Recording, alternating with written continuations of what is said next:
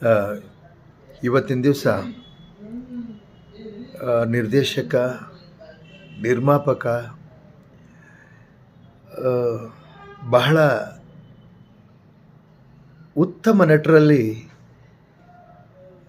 ನಾನು ತಿಳ್ಕೊಂಡ ಮಟ್ಟಿಗೆ ಒಬ್ಬ ಒಳ್ಳೆಯ ಉತ್ತಮ ನಟ ಅಂದರೆ ದಿಲೀಪ್ ರಾಜ್ ಅವರು.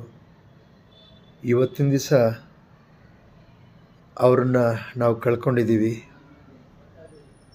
ನಮ್ಮ ಕಿರುತೆರೆ ಇರ್ಬೋದು, ಹಿರಿತೆರೆ ಇರ್ಬೋದು, ಎರಡು ಮಾಧ್ಯಮದಲ್ಲೂ ಬಹಳ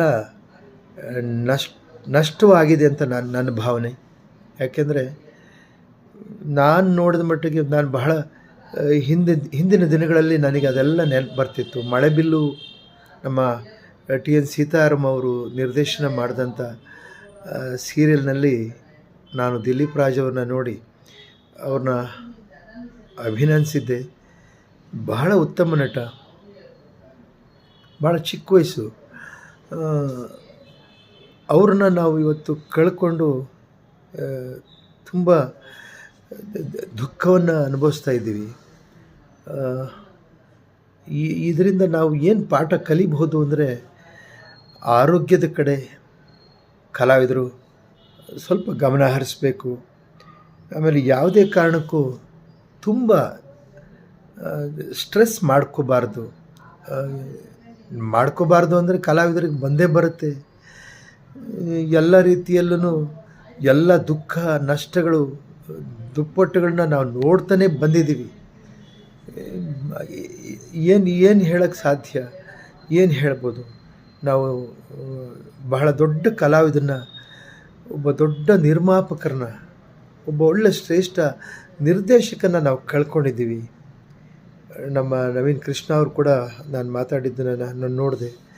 ನವೀನ್ ಕೃಷ್ಣ ಅವರು ಕೂಡ ನಮಗೆ ಆತ್ಮೀಯರೇ, ದಿಲೀಪ್ ರಾಜ್ ಅವರು ಕೂಡ ನಮಗೆ ಆತ್ಮೀಯರೇ.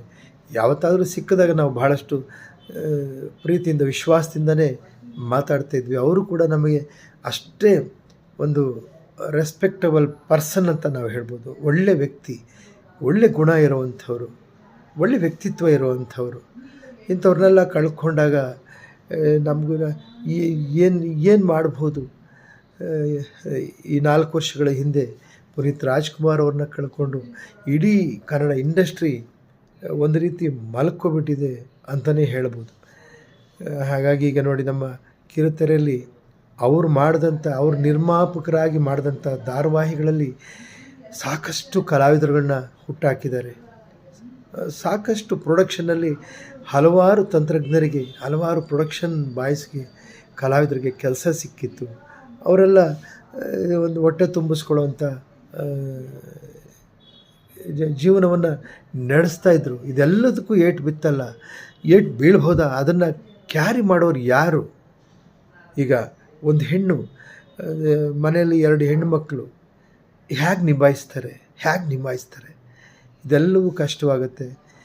ನೆರೆಹೊರೆಯವರು, ಅವ್ರಿಗೆ ಬೇಕಾದವರು ಅವ್ರ ಜೊತೆ ಇದ್ದು ಅವ್ರನ್ನ ಒಂದು ಅವರ ನಿಲುವಿಗಾಗಿ ತಾವುಗಳು ನಿಂತ್ಕೊಳ್ಳಿ ಅಂತ ನಾನು ಹೇಳೋಕ್ಕೆ ಇಚ್ಛೆಪಡ್ತೀನಿ.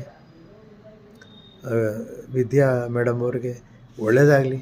ಆ ನೋವನ್ನು, ಆ ದುಃಖವನ್ನು ಭರಿಸೋ ಶಕ್ತಿ ಆ ಭಗವಂತ ಕೊಡಲಿ. ಎಲ್ಲ ಕಲಾವಿದರಿಗೂ ಒಳ್ಳೆಯದಾಗಲಿ. ಎಲ್ರಿಗೂ ಒಳ್ಳೆಯದಾಗಬೇಕು, ಎಲ್ಲರೂ ಚೆನ್ನಾಗಿರಬೇಕು. ಭಗವಂತನಲ್ಲಿ ನಾನು ಅದನ್ನೇ ಬೇಡ್ಕೋತೀನಿ.